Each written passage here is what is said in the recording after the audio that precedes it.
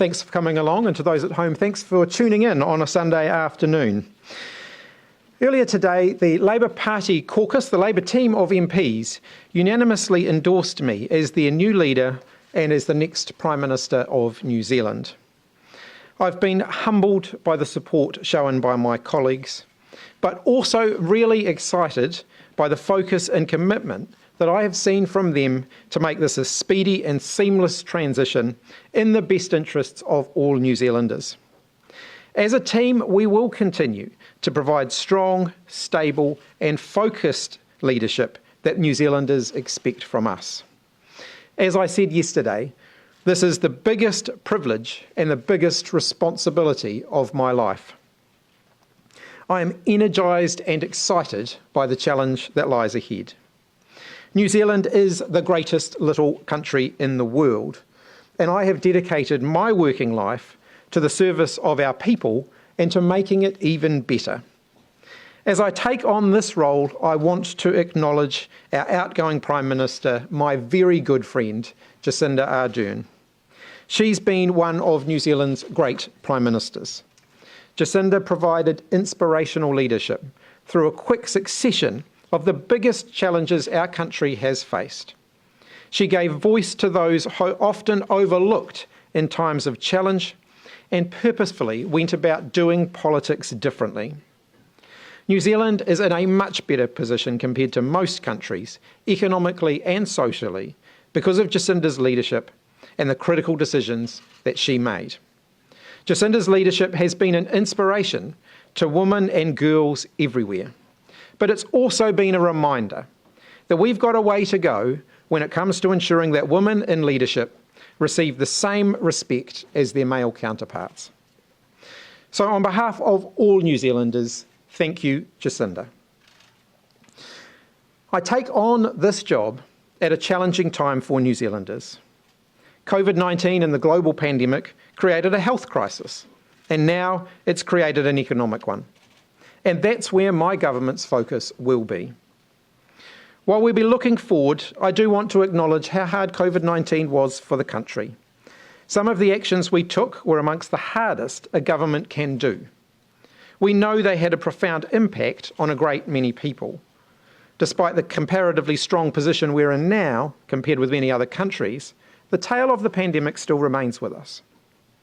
Our economic management, however, has left us with record low unemployment, comparatively low levels of government debt, and we're projecting a return to surplus faster than the previous government did after the global financial crisis.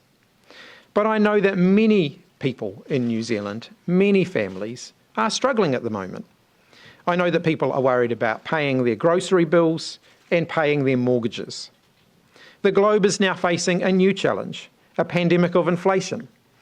New Zealand's rate of inflation remains below the OECD average, but high global inflation is biting into Kiwi household budgets, and families are feeling that pinch. My government will bring a strong clarity, sense of purpose, and priority to helping New Zealanders through these tough economic times. Our focus will be on the right now and the bread and butter issues that people care about. Some people, many people, are hurting at the moment, and I want them to know that we are on their side. We'll continue to grow an economy that creates well-paying jobs, that lifts incomes, and creates opportunities for current and future generations. We'll focus on strengthening our core public services that we all rely upon, like health and education. People should feel confident that they can get ahead and create a better life for themselves and their families through their hard work. We know that many things are out of kilter. You shouldn't have to be on a six-figure salary to afford to buy a house, to support your children, and to have enough to retire on. Access to those basic needs, access to those basics needs to be extended to all those who are striving for better. We'll continue to tackle the housing crisis so that every New Zealander has a place to call home.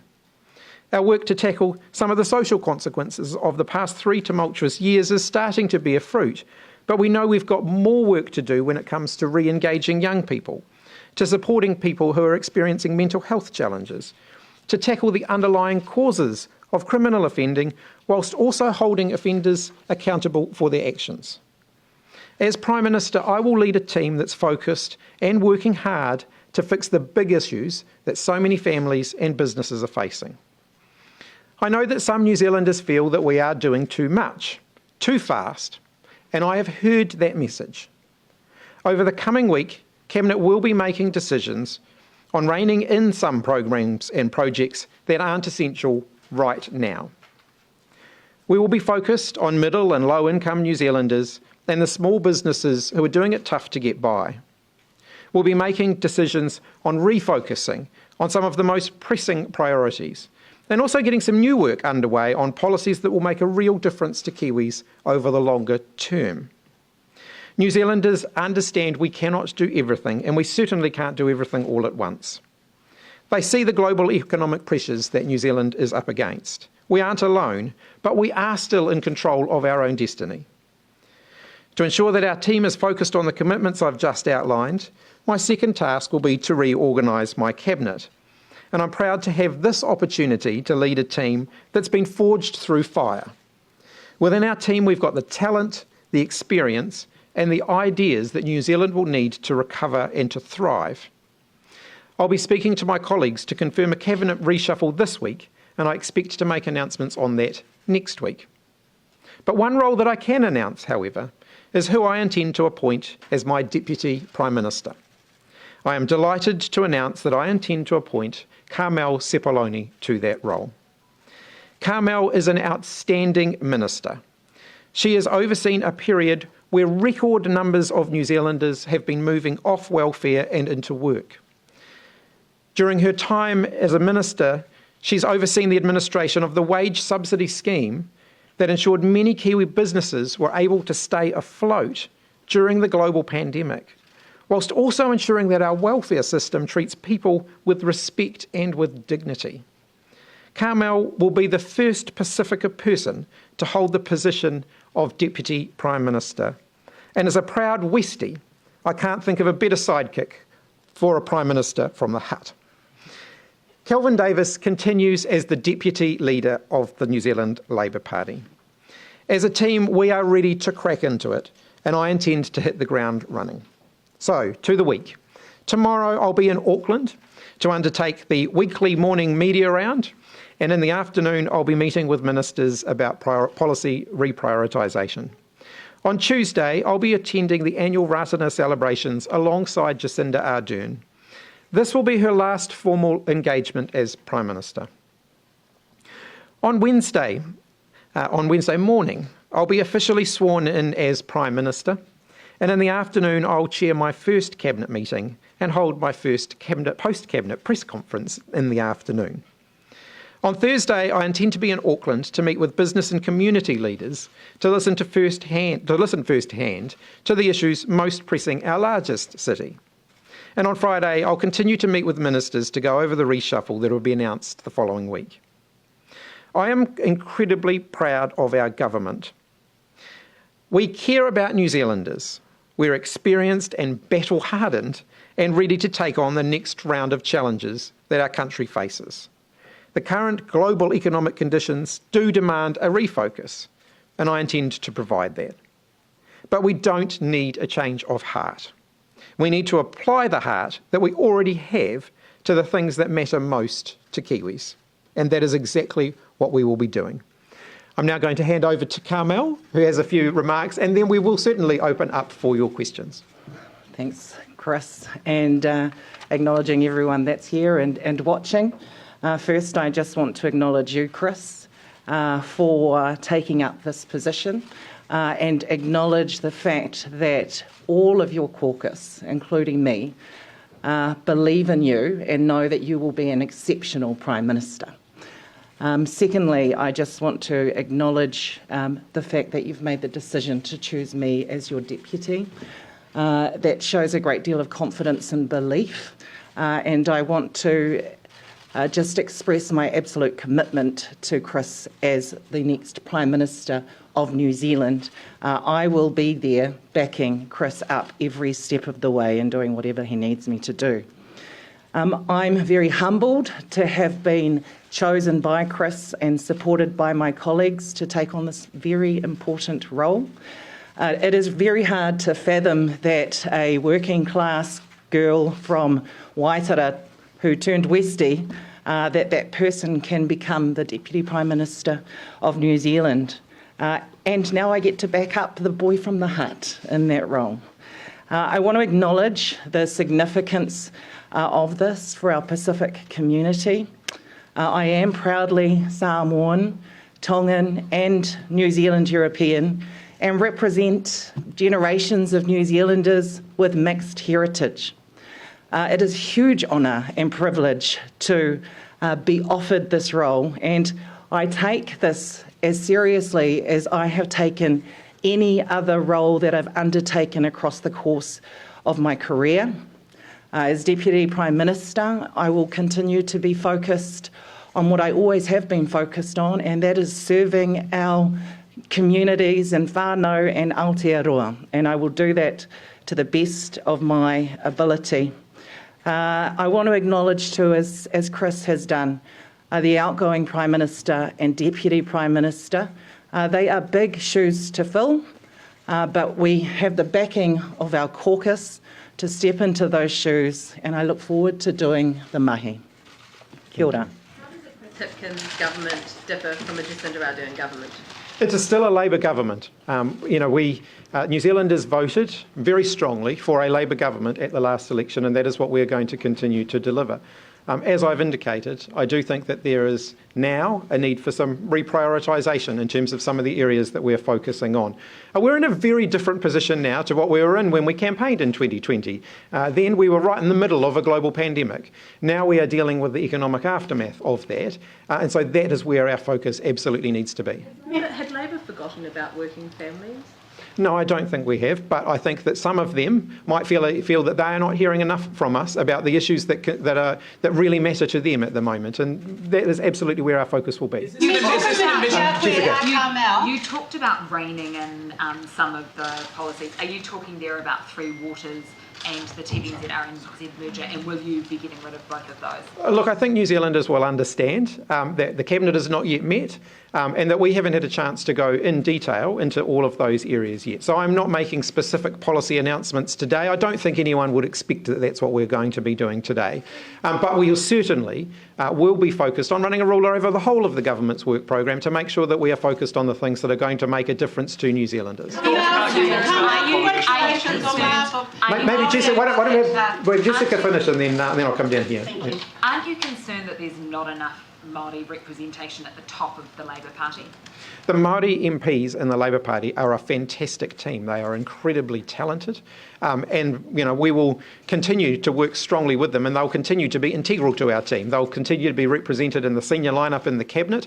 Kelvin Davis at the moment is still the Deputy Leader of the Labour Party, a job that he has done incredibly well. There is no vacancy there. Kelvin is our Deputy Leader, and he will continue in that role. And so I'm really looking forward to working with him. I think, I asked Carmel to be my Deputy Prime Minister because I believe that she's the best person to do the job, and she's the perfect complement to me. We've known each other for a very long time, and when I learned that Jacinda was leaving, I committed to the caucus that I would play my part in trying to reach a consensus, but in the back of my mind I did have the thought, if the consensus is me, who would I want to be my deputy? And that wasn't putting the cart before the horse, but I absolutely knew from right at that moment that I wanted that person to be Carmel. Congratulations, Carmel, on your appointment. Te a koe he, I te taho te mātou Māori, he rawe tō mahi, he tino rawe ki te hungo tō mahi. Engari, Chris Hipkins, what do you say to Māori who say this is a wasted opportunity to not have real engagement, relationship, partnership with Māori? I say that we have an incredibly talented Māori team. They continue to occupy very senior positions in our lineup, and as we go through the Cabinet reshuffle, you'll see that will absolutely be continuing. So what is the whakaro of, say, Minister Jackson, who might take this as a snub, and other Māori in the Hapori Māori as well? Willie Jackson is an integral member of our team. I regard him as a good mate.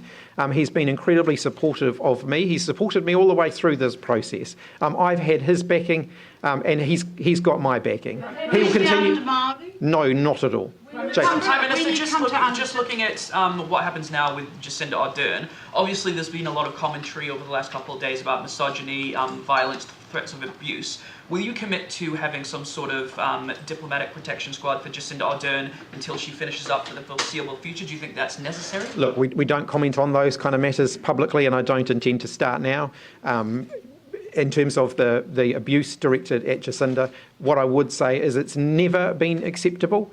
And I think that we as men have a responsibility to speak up about that as well. I think we often leave it to women to say this isn't okay and I don't feel okay about that. And many women don't feel comfortable talking in that way. So I think we as men have a responsibility to call it out when we see it and to say that it's not okay. It's not the way Jacinda has been treated, particularly by some segments of our society, and they are a small minority, has been utterly abhorrent. It does not represent who we are as a country. Just on this reprioritisation and looking forward to your government, is this essentially an ambition that the last couple of months, maybe the last year, the Labour government has got it wrong and they've been unfocused in what they've been doing? No, I think we've just got to accept that things have changed a lot in the last few years. Even this time last year, when we were coming back from our break, we still had a closed border. We were still in the midst of our response to the global pandemic. A year is a very long time in politics. And so governments continue to adapt to the situation around them. We would have been doing this whether there had been a change of Prime Minister or not. And I think Jacinda Ardern signalled that last year. Our government's had a lot thrown at us over the last 5 years. We have continued to adapt. We've continued to step up to meet the new challenges that New Zealand has faced, and that is exactly what we're going to continue to do. Jane. When you come to do your reshuffle, what are you looking to achieve, especially, I suppose, coming into an election year, and how different is it going to look from the lineup that you have now? Look, I think you'll see that there'll be a balance of stability, a balance of drawing on the experience that we have at the moment. We've got some ministers who, as I said, have been through the fire. They've really been forged by that experience, and I want to draw on that. But also, there is an opportunity for some renewal to bring forward some of the amazing talent that we have. One of the challenges is, I went to the caucus meeting that we just had, where I was confirmed as the leader. You look across that room of 64 people, and you think, gosh, picking 20 to be in the cabinet is a real challenge because there is so much talent there, and there are opportunities to bring some of that talent into new roles, and for New Zealanders to see just how much we've got to, how much we can draw on. You've said that during the negotiations and talks you didn't do any deals. There were no quid pro quos, but are you recognising, I suppose, some of the pressures coming from some of those groups, some of those newer backbenchers, as the party takes another look at itself or a fresh look at itself? No, I want to be really clear here. We decided as a team that we would try and approach this process to achieve unanimity around who the next leader should be and therefore the next Prime Minister should be, and that we would do that in as collegial way as possible. No deals were done at any point during that process. Of course, other people may have taken soundings of their colleagues, and that's absolutely acceptable. You would expect that to happen in a process such as this, where you're striving to get consensus. Not one of them asked me for anything in return in order for their support. So no deals have been done. You've given no promises in terms of, obviously Grant Robertson, you've made an exception for finance, you've confirmed that. No other promises, no other commitments at all. You're starting with a clean slate when you approach this reshuffle. No, and as I said, look, I want to get the balance right between making sure we're drawing on the experience that we've got and bringing in some new talent and some fresh energy and ideas as well. Have there been any commitments made yet? No. So will you follow Jacinda Ardern and John Key and rule out raising the Super Act? I'm not making specific commitments on things today. People will accept that I haven't actually got the job of Prime Minister at this point. We've still got a few days to go before that happens. I'm not making commitments. I'm not making those sorts of specific commitments. I'm not going to play the ruling in or out game today. You can ask me lots of questions, but my refusal to rule in or out things, it should not be taken as an indication either way on any of those sorts of topics. Tax ever back on the table? Like I said, I'm not playing the rule in or out game. There you go. For Mr. Poloni, as the first Pacific Deputy Prime Minister, quite a few of your colleagues coming out, Deputy Prime Minister, some of your colleagues coming out, it's quite an emotional moment for them. I also think you're the third female Deputy Prime Minister as well. I mean, what's the significance of those to you and for those communities? Huge significance to our community in terms of the representation, and I've received so many humbling messages about another glass ceiling being smashed. It is about role modelling to our next generation that these opportunities and these leadership roles are possible for them, but we can't role model or demonstrate that if we don't attain those positions. And so I do acknowledge that it is significant for our Pacific community, but as I said, and young girls, women, we're continuing to role model as a country that leadership positions for women are absolutely possible.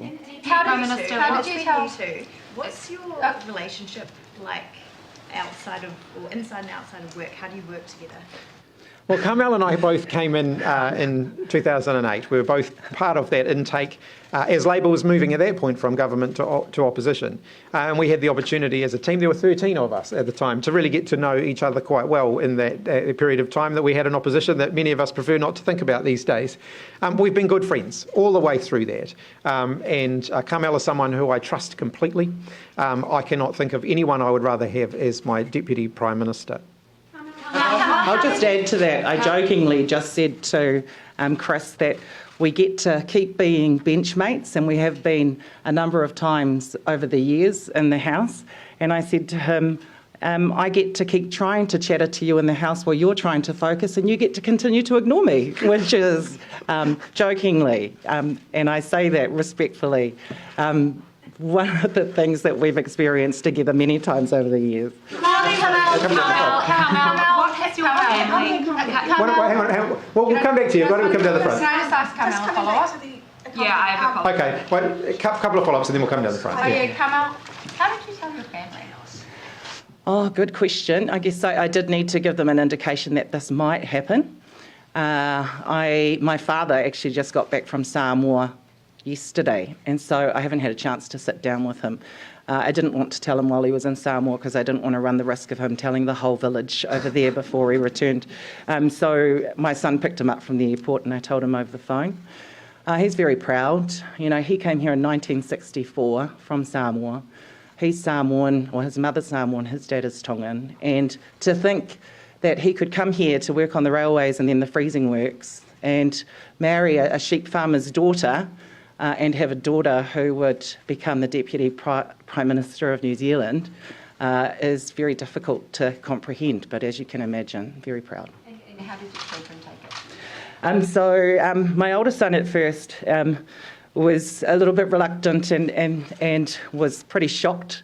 When I say reluctant, I think I just mean shocked, but has sent me a wonderful message since, just telling me how proud he is of me as a mother and the journey that I've been on. And my youngest son and the stepson of mine that I spoke to before I came down, I'm very excited, young boys, and again, they seem to be very proud of me. So. How old are they, the boys? My older one's 24, and then two stepsons, 16, 12, and then the 9-year-old, and also I'm a nana. Can we ask Chris Hipkins the same question? Yes. How did you tell your family? Look, how did I tell my family? It's interesting because, of course, they knew that I was putting my name forward and that I was in contention before I knew that I was going to get the job. And so, they've had a few days to sort of get their heads around it and process it. But I do want to take this opportunity to say a few things about family. As a member of Parliament and as a public figure, I've worked really hard in the time that I have been in politics to keep my family out of the public limelight. I've got 2 children. I've got a 6-year-old son and a 4-year-old daughter at school and at kindy. I want them to grow up with a typical Kiwi kid life. I want them to be able to make mistakes. I want them to be able to learn and to grow without 5 million people looking over their shoulder. And so I intend to keep them out of the public limelight. You won't see pictures of them, on social media or in the media and so on. And I simply ask New Zealanders to respect that as well.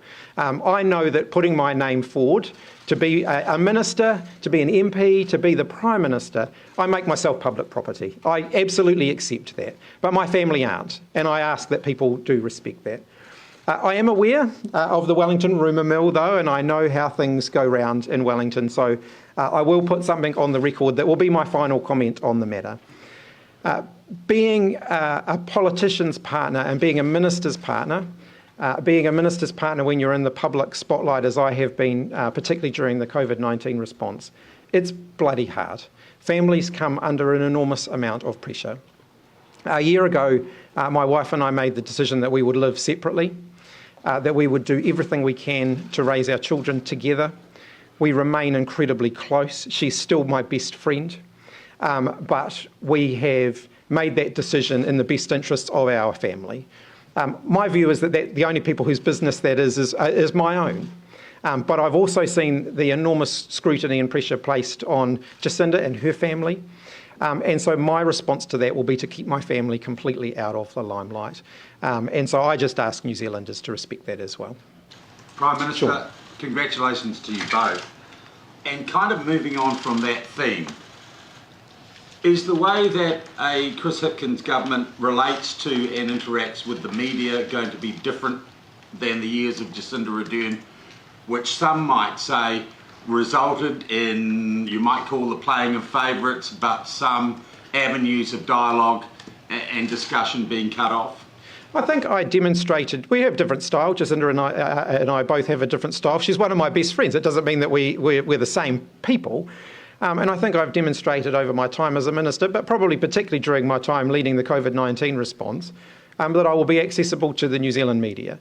And that I will make myself accessible as much as I can. Of course, I have a job to do as well. More accessible than Jacinda Ardern was? Well, look, I'll make myself as available as I possibly can. And, there are limits to that. There were some days during the COVID-19 response where I would start with media interviews. I'd, do a 1 o'clock briefing and then I'd be doing evening media interviews. And at some point you actually have to do the job. So I can't guarantee that I'll be available for every interview that I get asked to do. But I'll certainly be endeavouring to make myself widely available to a broad range of media outlets. Mr. Hipkins, on the economy, which you said you're going to focus on, what's more important to you, reducing the deficit and debt, or continuing on with some of the programs which you said were not absolutely necessary right now? As with all things, we'll be aiming to strike the right balance. We have a responsibility to current generations to make sure we're managing the government's books on a day-to-day basis responsibly, but all governments also have a duty to future generations to make sure that we're making the right sort of investments that we're going to need to get, the sorts of public services, the sorts of infrastructure that we rely on for the future in place. And so we'll always be striking to get the right balance there. Do you expect to get that deficit down and get to surplus faster than perhaps the previous cabinet might have? We've not made any decisions to change, the fundamental macroeconomic course. And if we were to do so, we would do so through the regular channels that we use, the budget process and so on. Staying with the economy, the central bank is forecasting a recession. What's your message to international investors who are closely watching this leadership change and to reassure them? New Zealand is in a very sound shape economically. In fact, our books and our economy is in better shape than many around the world. And we are absolutely resolved to helping New Zealanders through these tough economic times. I will be engaging closely with our business community. I want to work closely with the New Zealand business community. We are all in this together. Their prosperity will be the prosperity of New Zealand workers and their families. And so we should be working together, government and business, and that is exactly what I intend to do. And my message to them is that they can talk things down or they can talk things up. I am incredibly optimistic about the future of New Zealand. There's no doubt that we've got some pretty strong global headwinds at the moment when it comes to the economy, but we've shown that we can get through those before, and we will absolutely get through them again. Actually, I haven't been all the way over here, so we'll come over the side of the room. Any thought to the portfolios that you yourself would like to keep? I haven't turned my mind fully to the reshuffle, and I'm not going to make any announcements on that today. I will be resigning my existing portfolios, though, when I am sworn in, and I'll have acting ministers in those roles until the full reshuffle has been completed. Who's going to act in those roles? Stuart Nash will be the Minister of Police. Jan Tanetti will be the Minister for Education. These are the acting portfolios until permanent ministers are appointed. Grant Robertson will be the Leader of the House and the Minister for the Public Service. He doesn't know that yet, but he will now. Luke. In addition to this election being the election at the end of the year being between Labour and National, left and right, so it's going to be a battle of the Chris's. What do you think are the key differences between you and the other Chris, and why are you the best Chris to be Prime Minister? Look, I don't really know Christopher Luxon particularly well, so I'm not going to proffer a view on him at all. I'm happy to talk about myself, as I have done quite a lot in the last day or so. What New Zealanders can expect from me is a fairly down-to-earth Kiwi. Outside of work, try just live a normal life the same as everybody else. That's going to be a little more difficult, I get now, than it was previously. I do passionately enjoy my work and my job, and I try as much as I can to be really upfront with people. So you can expect me to be upfront and honest and work really hard. Prime Minister, You've lived through 6 now transitions of Labor leadership. Do you kind of pinch yourself that it's gone so well so far? Look, I have to say, I take my hat off to the Labor MPs. I am so proud of our team. It has absolutely been the best leadership transition that I have ever seen in any party in the New Zealand Parliament. I think the maturity that we have seen from my colleagues in the way they've handled this process has just been so impressive. And so I feel really proud to lead them. And I think that just puts us in, a really good position and a really good shape. The level of unity and aroha that was in the room this morning when the vote was taken was just amazing. And so I'm really humble to have a team who have that faith in me, but also who have that much trust and confidence in each other to go through that kind of a process. Have any further ministers or MPs signalled there that they will not continue on as ministers or as MPs either from this point or at the next election? No.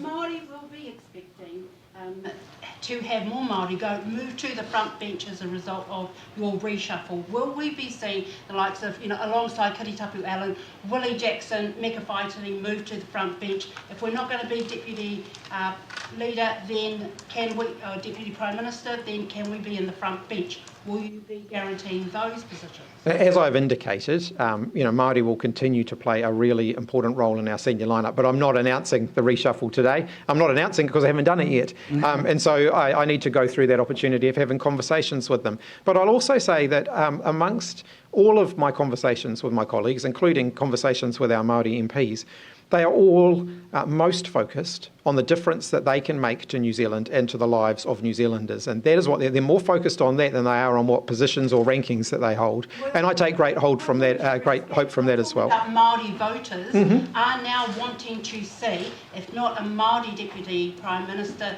then Māori in the front benches on behalf of the Māori voters. Will we see that? And they will see when I announce the lineup that Māori will be a very integral part of our team, as they have been up until now. Is the economy going to be your single biggest focus this year? Economy will absolutely be right at the heart of what we are focused on. Now, the economy is a very big concept. There's a lot of aspects to that. The economy is, touches on every aspect of our lives. And so, of course, the challenges that we faced on the economic front have impacts on everything else. And so, yes, it will be right at the heart of what we're doing. When you go into recession, does that automatically put you on the back foot going into the election? I think all New Zealanders will appreciate that the global economic headwinds that we face at the moment are having a significant impact on New Zealand. I think what they want to know is that we are backing them to get through that. That's exactly what we'll be focused on. Now that you're in the top job, can New Zealanders expect a tougher approach to crime? As you know, because I've been the Minister of Police over the last few months, I find the rhetoric around tough on crime somewhat frustrating because it doesn't actually mean anything.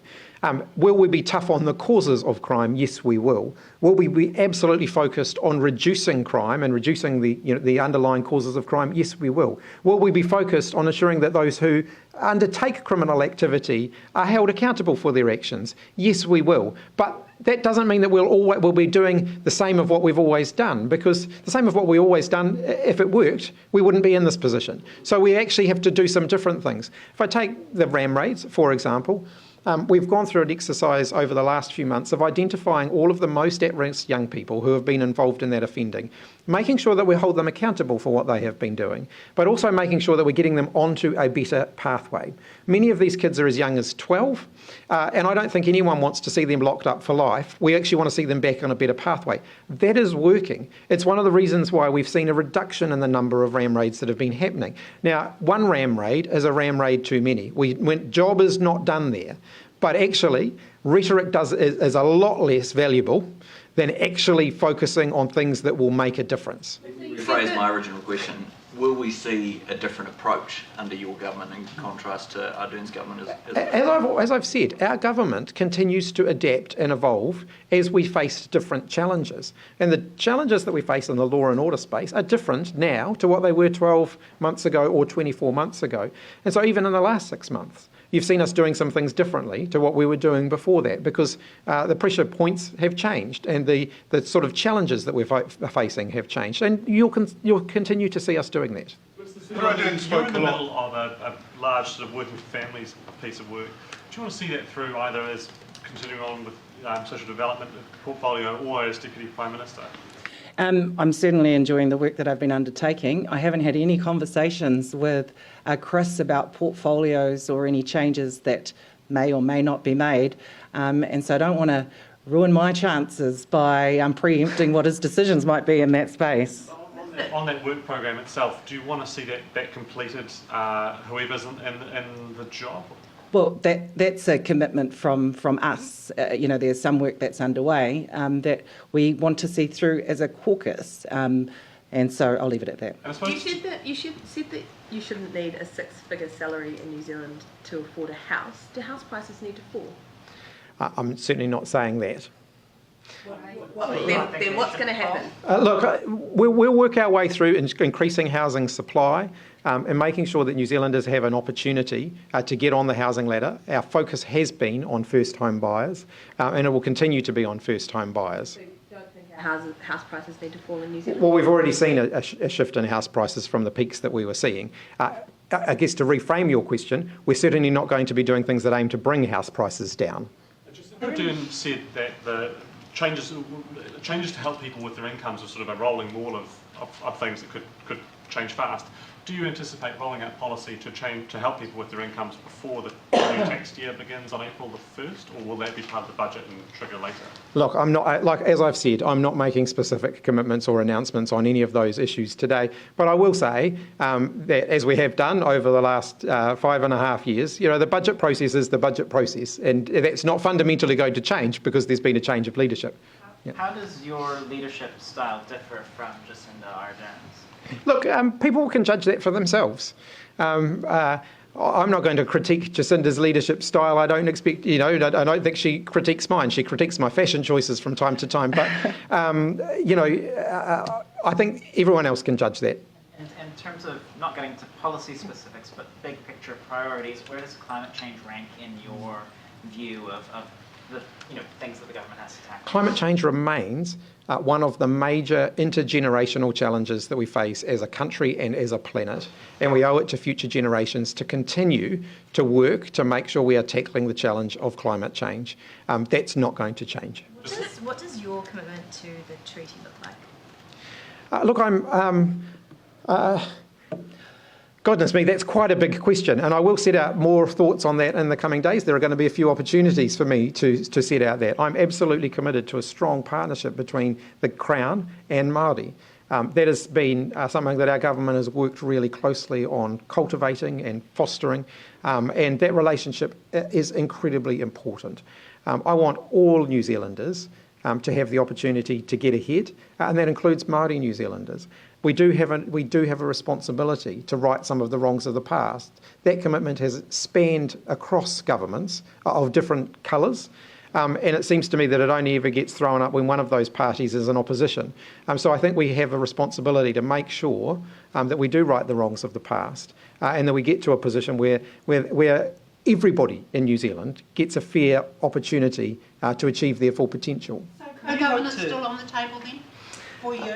Look, one of the challenges around co-governance is it means, no one understands what that means because we're talking about quite often quite different things. So if I look at some of the treaty settlements that have been reached over the last 20 years, they often have co-governance arrangements in them, and previous governments, including the national government. The national government probably signed up to more co-governance arrangements through the treaty settlement process than any other government did. But it means a different thing in a different context. So I don't want to get hung up on what has become a catchphrase.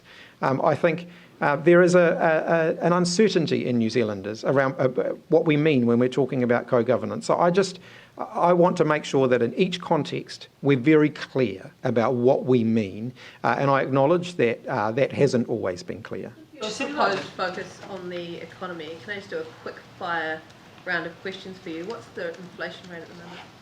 Sorry, no, I don't. You've caught me out here. I haven't gone through the key numbers. I normally do, but I haven't done that since Christmas. There's a few other things on the go, so I won't engage in your rapid fire of questions. But I will do that. But I will do that in due course. Bernard. What about the unemployment rate? Bernard. What about the unemployment? It's about 3.3. And price You just robbed me of an opportunity there, Bernard. But thank you. If it's going to be a game show, I can do that too. Yeah. Just asking on the budget process, you said that's where you're going to make your decisions. Are we too far through the budget process before the May budget for you to make changes? No.